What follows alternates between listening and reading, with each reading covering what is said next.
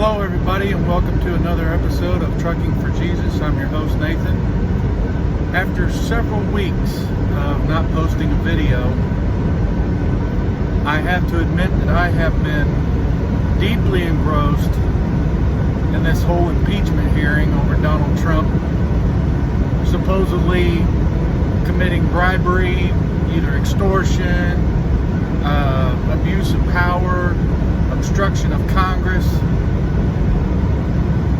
I have to say that I did the best I could to try and look at this from a bipartisan view, which means I'm trying to not either look at it from a full Democratic perspective, I'm not trying to look at it from a full Republican perspective, I'm trying to look at it right down the middle. And so, with that in mind, there's not going to be any scripture reading today, but what I have to talk about does involve greed, and it is one of the 7 deadly sins. And the abuse of power that has been displayed by the Democrats in the House of Representatives is tall tale signs of greed. Their obsession with power has caused them to lie, cheat, and steal. I mean, we're looking at no due process.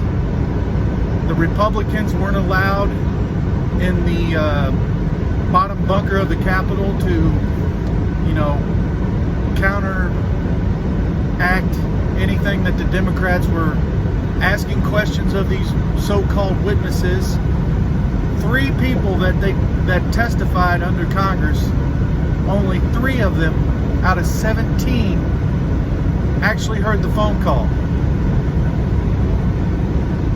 And the phone call itself, the president put it out there for all of us to read. And I'm sorry if your English language and your perception of what you read, it makes you a liar to benefit your own party's interests. I mean, these guys have been trying to impeach Trump, and I'm not a big advocate of Trump. I mean, yes, he does speak illy about other people, and he's not the most grammatical president we've ever had. I mean, I'm not grammatical. I'm a redneck from the Midwest.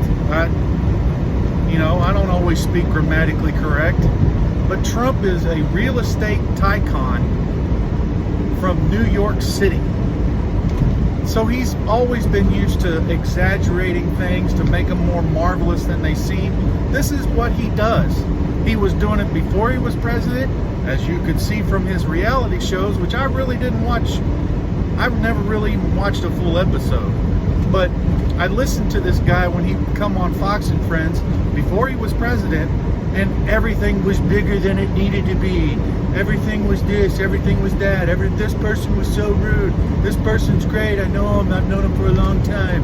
Yeah, that's my terrible impersonation of Trump. But anyways, I look at what he's done the past 3 years. The economy is booming. Anybody with a 401k that does investments correctly, maybe on their own and not listening to their banks, if they go and do their own 401ks, they're making fists over dollars for their retirement. And that's great. Unemployment rate for everybody, African Americans, Hispanics, Asian Americans, all of it is a historically low unemployment rates. So you look at what the Democrats are doing right now for the either 3rd or 4th time. I mean, all these hoaxes, all these things that he's supposedly done. Well, let's go back to the transcript. There was no quid pro quo. He did not demand that President Zelensky from Ukraine, he did not demand him to investigate the Bidens. He said, won't you do us a favor? Our country's been through a lot. Your country's been through a lot. look into this. Look into your corruption. And if, and then he came out right after that he released that phone call, he came out and gave a statement to the press, and he did say, I want you to investigate the Bidens and Burisma over the 2016 election. That ties in with the IG report from Inspector General Horowitz. It ties in with it because all of that was a hoax. The Carter Strzok and Lisa Page texts, very, very, very biased. And our FBI officials are not to be biased going from one party to the other. They are to be right down the middle, central, which allows them to conduct a fair investigation of who they are investigating. Everybody in the high echelon parts of the FBI were corroborating to try and get dirt on Trump with a fake and phony dossier, the Christopher Steele dossier, that was bought and paid for by the DNC and Hillary Clinton. FBI used that as a reason to get FISA warrants to spy, and it is spying. I don't care how the Democrat side tries to cover it up. They were spying. I mean, the FISA court, that's what they do. They give out warrants so that you can spy or dig up dirt or whatever on who you're investigating. And they use that dossier along with other things to get approval to spy on Trump's campaign and after he became president over 4 times. They renewed them warrants over 4 times with fake and phony BS. And yes, you heard me right. I said BS. And I mean bull spit. And you can see probably a lot of spit coming out of my mouth. As an American, as a U.S. veteran, I am very, very concerned to the precedents of what the Democrats are doing, not only with Trump, but let's go back to Brett Kavanaugh and how they tried to smear him, saying he did this, he did that. They didn't want another conservative justice to be on the Supreme Court. They were fighting so hard, they dug up stuff, they lied, they cheated, they steal. In the end, Republicans overcame, and Brett Kavanaugh became a justice in the Supreme Court. Good job, Republicans. Good job, congressmen and women that fought and got him in. Great job. And I, like I said, been trying to go down the middle. It doesn't sound like I have been, but I have been. I look at the evidence presented as an American citizen. And if you have common sense, you read the facts, you read the evidence, it's right there in the call transcript from July 25th, the call transcript between President Donald Trump and the President of Ukraine. And on top of that, the President of Ukraine has come out over almost 4 times, or if not more times, come out and said, I never felt no pressure. I never felt like I had to investigate anything. And what's happened? They are not investigating the Bidens or Burisma. Maybe they are, but they're not letting it be known to the public. That's fine. That's your Ukraine's investigation. Whether or not they share it with our officials, I don't know. I hope they do. And here's the thing. Yesterday, for 14 and a half hours, the Democrats and the Republicans in the House Judiciary Committee debated on whether or not to send these 2 articles of impeachment over into the full House for a vote. And they shut it down at almost midnight Eastern Standard Time last night.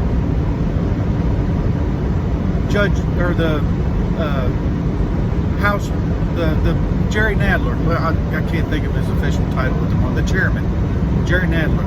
I call him the Penguin. Slammed the gavel down and said, no, we're going to do this tomorrow. We're going to do it today, Friday the 13th. Ooh. coming back in at 10 o'clock Eastern Standard Time today to, I don't know, maybe debate some more.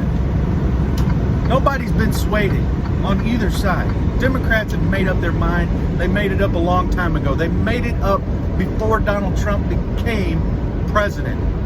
They were digging up, or trying to dig up dirt. Like I said, with this fake Mueller report, which ties in with the IG report,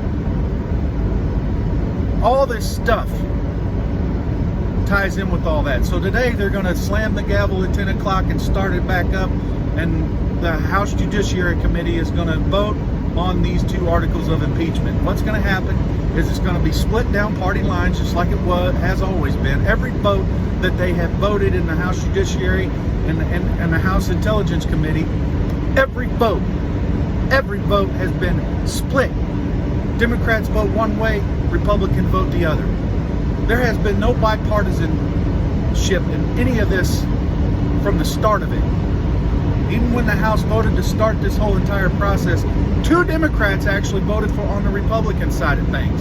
There was no Republicans that voted for this impeachment, and there hasn't been, and I don't think there will be when this stuff does finally go to the House.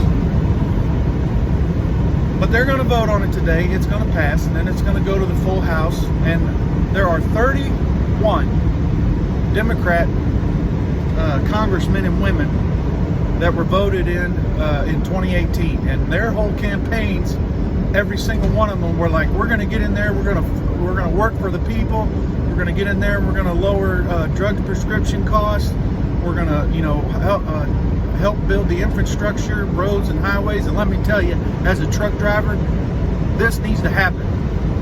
I mean, you go over an overpass or a bridge and you're doing this the whole time.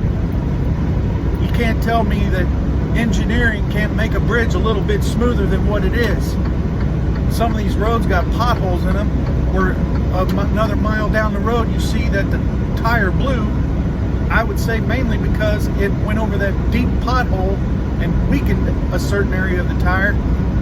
Getting off topic. It's going to go over into the House, and these 31 Democrats that got voted in 2018, they got a big decision to make, because those 31 congressmen and women that got voted in were actually Trump counties that won in 2016. So they've got mixed voters there in those counties in different states. So they got to wonder, since the polls, if we can trust the polls. I don't trust polls as far as I can throw them. But the polls are stating that when this impeachment stuff began in these swing states, people wanted to see Trump impeached. But as these impeachment hearings have gone on, the polls have switched, and now Trump is. They are saying that Trump shouldn't be impeached. What's that saying? That the Democrats, who have been trying to sway the American public, they're not getting the job done, because everybody's seeing that they're lying. That the facts that they say they have are hearsay facts based on witness testimony of people that weren't even on the phone call.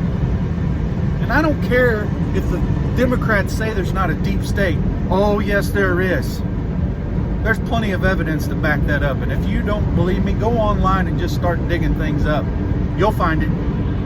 There's many of deep state operatives, long-lived bureaucrats, so-called ambassadors for the United States. Whatever. The American president sets foreign policy. And if those people that are working for Donald Trump don't like his policies, resign. Let somebody else take your place. If you don't like Donald Trump and you won't follow his policies, get out. The President of the United States sets policy. When Obama became president, he fired almost every ambassador to every country that we have an embassy in. But was President Obama, any articles of impeachment brought up to him because he fired an ambassador? Nope. The Obama administration was probably, if not the worst administration in 8 years that we ever had. People's incomes have rose over $5,000. Not to include some other things that could actually bring it up even higher.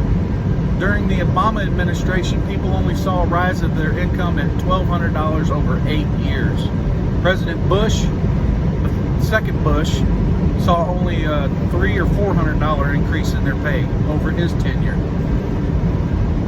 And you got Trump. Like I said, Trump's not perfect, but neither are the rest of us. But he's doing great things for this country. I want to see him be president again for the next 5 years. That's what I want. That's what I want for the American people. Because if he continues to do what he's been doing the last 3, wow, I mean, it could only get better for every American out here. And it can get better for every American out here if you work for it. I like the idea that he's getting people off food stamps and saying if you're an able-bodied worker, you can work. There's no medical reason why you shouldn't be working. I'm glad he's making these people get out there and find jobs, because there are jobs to be found. Like I said, I get to drive all across America, and I see help wanted signs on everything.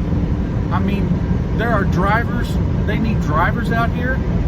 They need people working at restaurants. They need people working at manufacturing jobs. There's help wanted signs everywhere. So for these people that want to sit around on the couch all day and watch The View, Whoopi Goldberg and Joy, what's her face? So anyways, getting back to greed. It's obvious, as I've watched so much stuff, because I get the opportunity out here to watch a lot of things. It's obvious the Democrats want power so badly. Their greed for it is unexplainable. And greed is one of the 7 deadly sins. I have been debating for several weeks now, since my last video, on whether or not I should go to Scripture on this. But in Scripture, you can go to it, and everything I just stated, it's all about their greed for power. And as a person, greed has a lot of things. Greed is the obsession of power.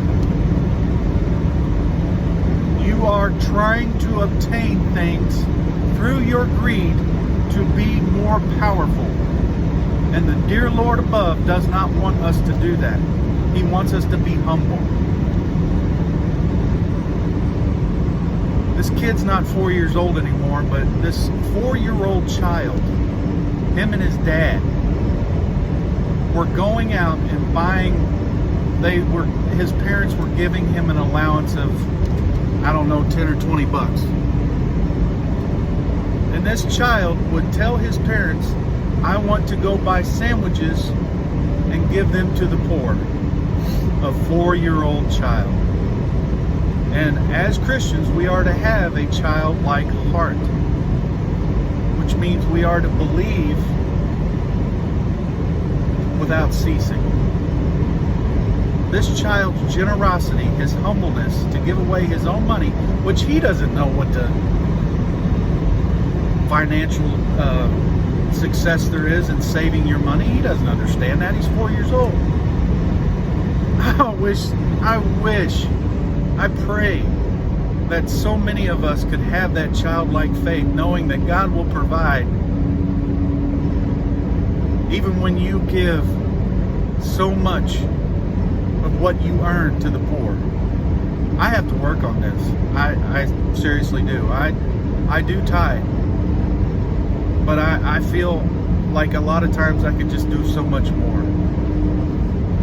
I mean, I have an extra bed up here in my, if I could offer somebody a ride, I wished I could do it, but our company doesn't allow that because of insurance purposes.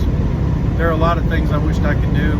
There's people looking to just get home for the holidays. You see signs at overpasses, people standing there. just needing a ride to get to Knoxville, Tennessee, or Miami, Florida, or Amarillo, Texas. Like I said, I got this extra passenger seat over here. I got that extra bunk upstairs. I wished I could give people a ride. I wish I could help them out, but I can't.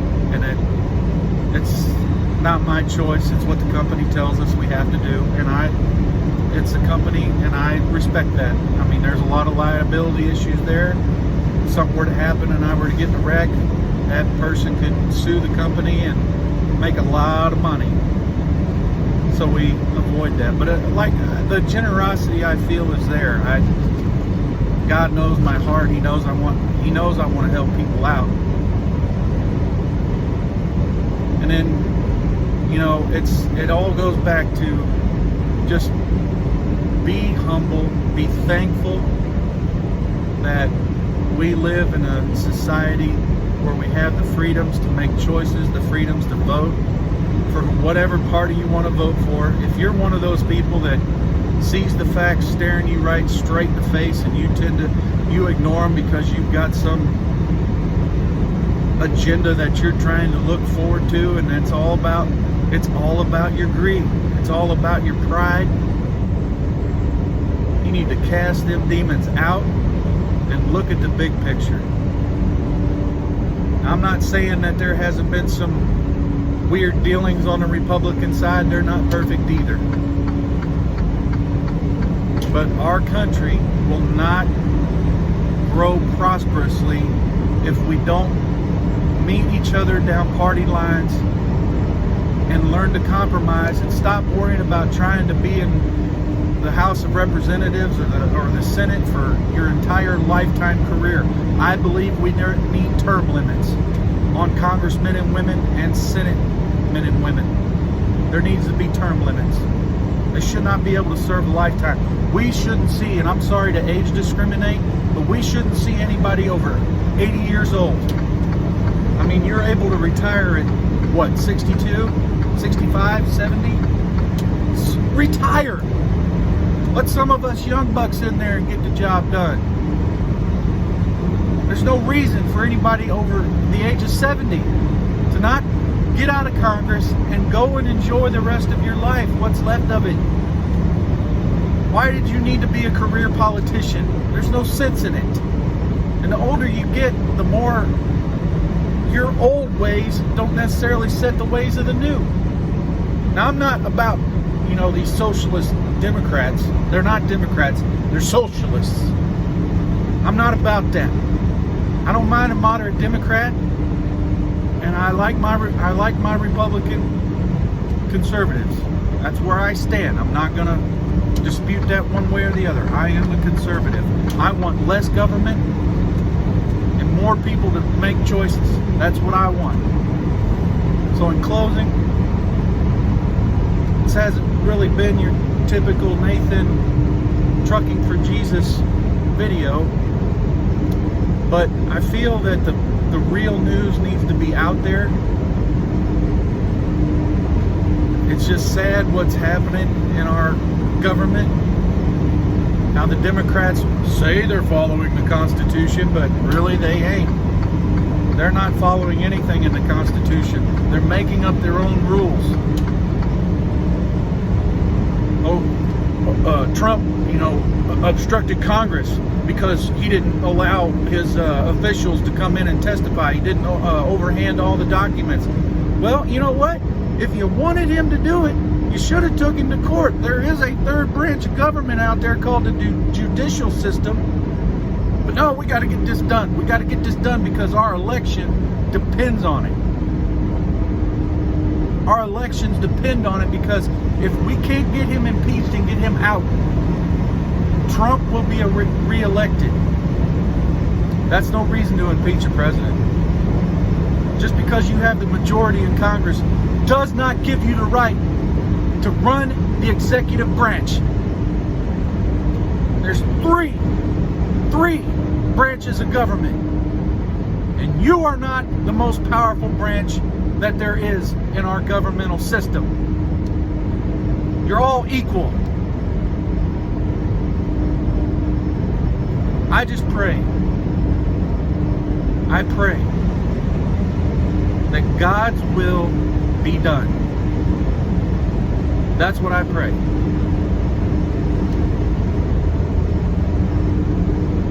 You got family issues? Pray for what you'd like to have happen, but in the end, God's gonna do what God's gonna do, and it's gonna be at a better benefit than what you could ever imagine. I talk to God all day long.